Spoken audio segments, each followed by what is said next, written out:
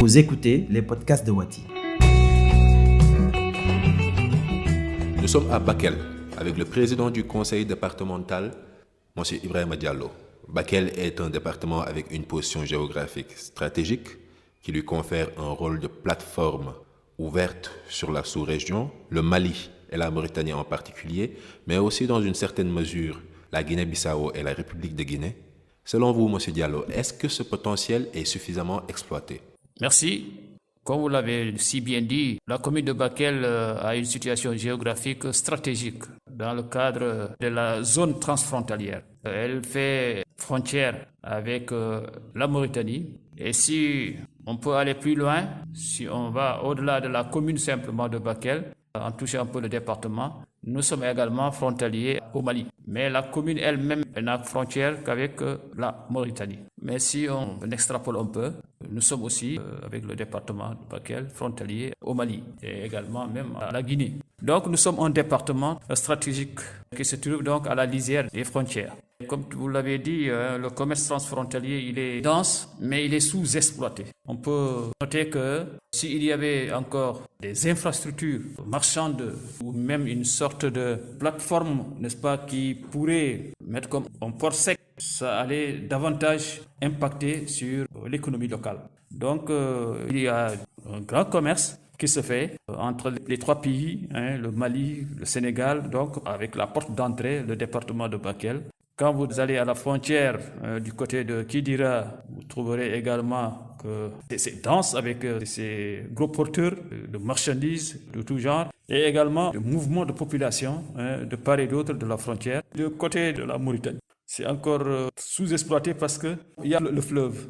Alors si on mettait un pont par exemple qui reliait un peu Bakel au village d'en face de la Mauritanie, donc sur le fleuve, je crois que ça va largement impacter toute la sous-région, que ce soit du côté mauritanien que du côté sénégalais. Il y avait à l'époque un bac qui transportait, mais depuis que le bac a coulé, depuis lors, personne n'a pu changer cela.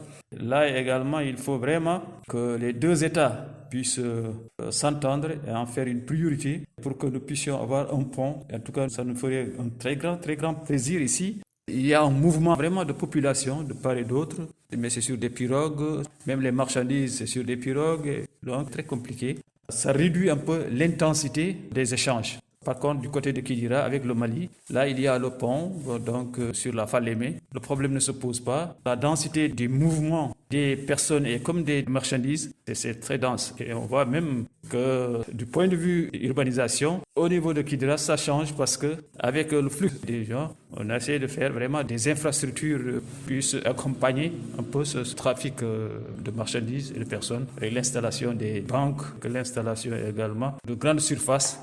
Quel est l'état d'avancement du programme de rénovation du chemin de fer allant au Mali? C'est un projet qui tient à cœur le président de la République et nous également nous applaudissons très fortement. Par le passé, le chemin de fer a constitué un élément essentiel dans notre vécu quotidien. Actuellement, avec l'arrêt de ces trains-là, on utilise les routes suffisamment au point que leur durée de vie se dégrade très rapidement. Donc si nous avons le chemin de fer, ça va régler beaucoup de problèmes pour la mobilité des personnes, mais également ça va impacter le secteur commercial et même touristique parce que les touristes pourront venir aisément, sans difficulté, sans problème, parce que aussi nous sommes une zone touristique. Le département de Bakel regorge vraiment de potentialités touristiques. Donc ça va impacter vraiment le chemin de fer et va constituer un intrant dans le cadre de l'amélioration de notre vie quotidienne. Monsieur Diallo, pensez-vous que les jeunes sont assez formés pour exploiter le potentiel de l'agriculture et du tourisme dans la région? Nous sommes une zone vraiment à vocation aussi touristique. Et je crois que les jeunes, si déjà l'infrastructure est là, pourront se lancer également dans ce créneau. Aujourd'hui, dans notre région également, nous avons des potentialités au niveau de notre environnement. Bien avec les pains de singe, ils pourront faire vraiment de l'exploitation et puis transport très facile parce que le coût sera réduit. Donc, ils auront eu des bénéfices substantiels dans le cadre de l'exploitation de ces ressources naturelles. De plus en plus, quand même, nous voyons ici qu'avec les programmes que le président de la République mis en place dans le cadre de l'emploi des jeunes, qu'ils subissent des formations. Donc, ils ont des formations aujourd'hui dans le domaine, par exemple, agricole, dans le domaine maraîcher, horticole, dans le domaine de l'exploitation des ressources, dans le domaine de la transformation. Alors, les jeunes comme les femmes, aujourd'hui, ont capacité pour mener ces activités-là. Donc, à ce niveau-là, il suffit simplement d'un renforcement de capacité. Mais aujourd'hui, les prérequis sont là. Ils ne demandent peut-être que des financements pour pouvoir exploiter au maximum.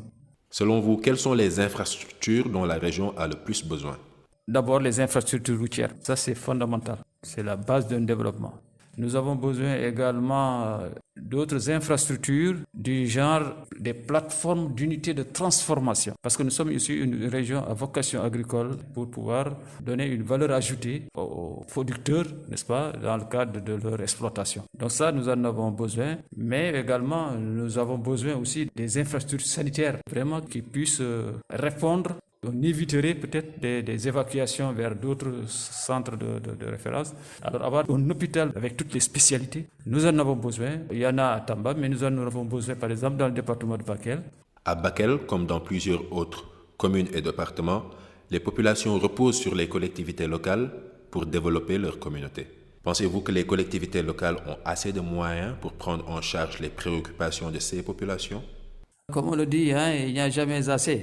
Même le Sénégal, avec le budget national, malgré ces milliers de milliards, nous avons toujours encore des gaps à combler. Ce qui fait que pour les collectivités territoriales également, les ressources sont insuffisantes. Les missions sont bien définies, l'ambition et la vision est là, mais les moyens qui manquent.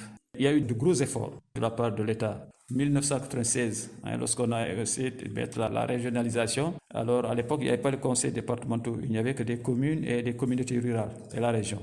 Mais avec l'acte 3 de la décentralisation, initié par le président de la République actuelle, alors il y a eu une véritable révolution. Il y a à côté des programmes et des projets qui sont mis en place. Le PUDC, par exemple, le PUMA, le Promoville, qui viennent également, n'est-ce pas, investir dans les collectivités territoriales. Ça, c'est un plus. C'est vrai que c'est à l'échelle nationale, mais qui vient renforcer en tout cas l'existant au niveau de nos collectivités territoriales. Maintenant, nous aussi, il nous manque des moyens pour pouvoir vraiment réaliser un peu certaines de nos compétences liées à l'éducation, liées à la santé, à l'environnement. Ça manque beaucoup. Maintenant, il faut que les collectivités territoriales aussi aient une intelligence dans le cadre de l'intercommunalité pour pouvoir mutualiser les moyens. On pourrait arriver quand même avec la coopération décentralisée, bien sûr, à faire quelque chose en tout cas substantiel au profit de nos populations.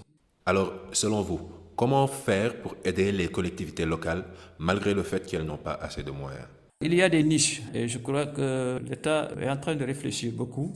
Les textes là, il faut les valoriser. Vous avez la possibilité de vous mettre en intercommunalité. Donc il faut valoriser cela. Et que vous avez la possibilité également d'entrer en coopération avec d'autres collectivités, que ce soit dans la sous-région, que ce soit au niveau également étranger. Donc ça aussi, il faut valoriser ça. Vous voyez, c'est une disposition de la loi. Donc, qui vous permet de valoriser cela. Dès que cela est fait, vous pouvez vous-même trouver des ressources endogènes pour pouvoir vraiment développer certains programmes, etc.